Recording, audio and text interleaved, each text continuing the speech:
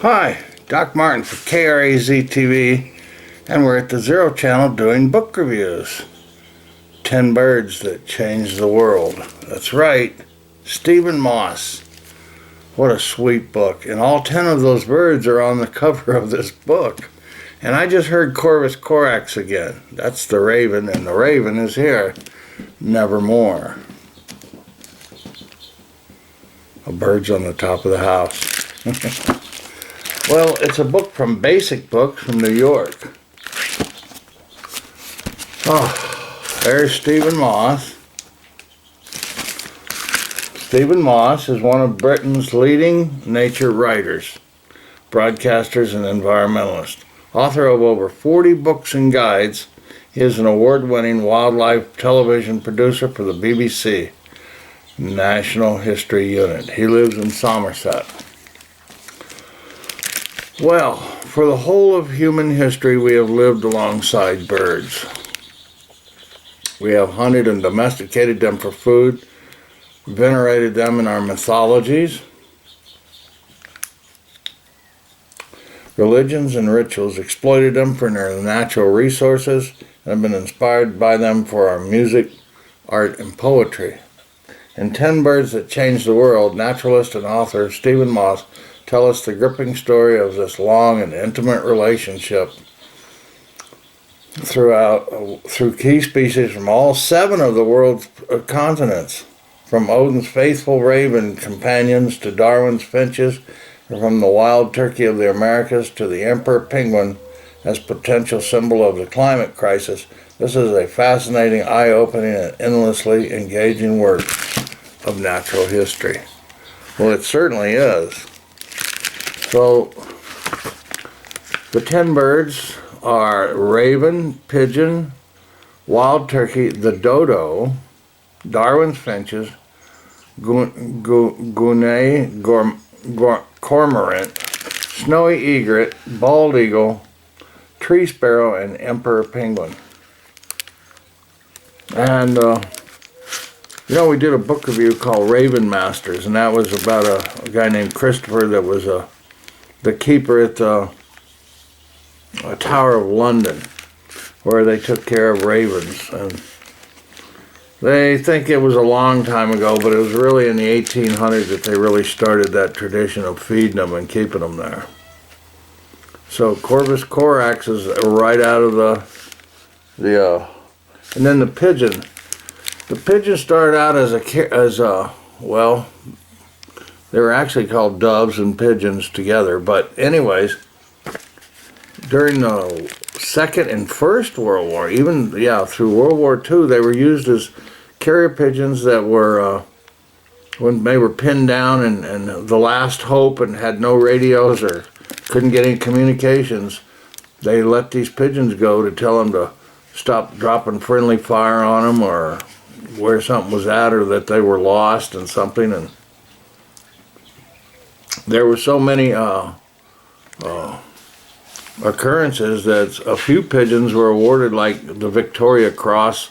It's called the Dickens Medal for bravery, and a lot of pigeons, when they let them up, the Germans would shoot them down. And then of course the Germans had their own pigeons set up too. The wild turkey, well, it was brought from America over to the Spanish brought it over. Then it went straight to England, and after England got a hold of that turkey, they actually had a Thanksgiving and also and a Christmas, and it became the bird of their choice, huge birds. And then when the Pilgrims went back to America, or went over to America, they took the turkey back with them. And then when they got to the northern United States, they like, turkeys are already here. The dodo, a sad story. And there's been so many jokes made about it, but actually they don't think they ever really did see one, that they were wiped out. The Dutch were the ones that first went to the Marquesas Islands. And, they ate them and all of that stuff. And What really got the dodo, though, they think, is the rats that came off the ships and stuff, and so they started eating the eggs and all of that. Darwin's finches never were finches, and Darwin really didn't ever do much about them.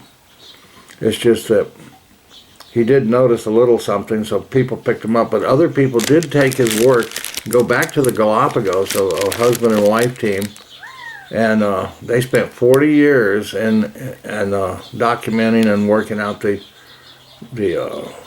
evolution of the bills. The cormorant was off the coast of Peru. I did not know that Gibbs was his name. He was the richest non-nobleman in England. Made his living in the 1800, about 40 to 80 or something, on guano. They found out and learned about fertilizing soils and stuff.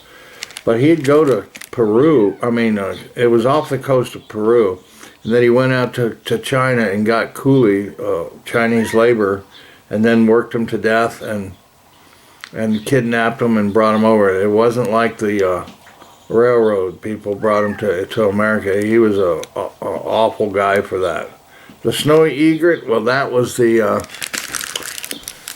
plumasiers that just wore them out for feathers, and so people just shot them and plucked the feathers, and they were expensive. The bald eagle, well, that was the symbol of our nation. They up and down with that because the Romans used it, and everybody used the symbol of the eagle. But what really got started was when they started using DDT and the eggs thinned out, and people shot them, and they still had shot them in England just because they were pest birds. So they really hurt them. The tree sparrow, ubiquitous everywhere, and they've learned to live in cities and all of that. The emperor penguin is another bird that is signaling a climate crisis because the waters are getting too warm. Yet they hike 100 miles down into the interior to have and hold the chicks. Then the male will hold the egg in his feet and take 2 months to incubate, and then the female goes out to sea and fishes and brings a crop back to feed the baby, and then they switch out and all that. But they're thinking that if we don't watch it, we're going to lose the penguin. We've already lost the dodo. Finches, on the Galapagos, if they don't watch that, if it gets too hot or El Nino and the lack of rains, well, the population goes down like 90%. They are amazed that it does bounce back. But one big thing about the evolutionary thing with this team working in the Galapagos is that they actually saw in one generation a change. So the evolution comes in spurts. It isn't a steady thing, and it's mostly determined by necessity and hardships. What a great book, though, huh? The 10 birds. I just realized they thought there were about 10,000, but now there's a book out called Birds of the World. It has 11,500 species.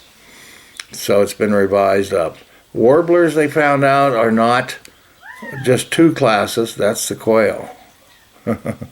They found out that warblers are now divided, insectivores are divided now into 6 groups.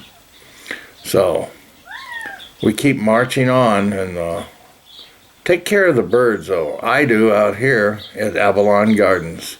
Thanks for watching. You can get this book like we did at the library, 10 Birds That Changed the World by Stephen Moss, and learn about the birds of the world. And take care of them, like I said. We got to watch out for each other. Thanks for watching KRAZ TV.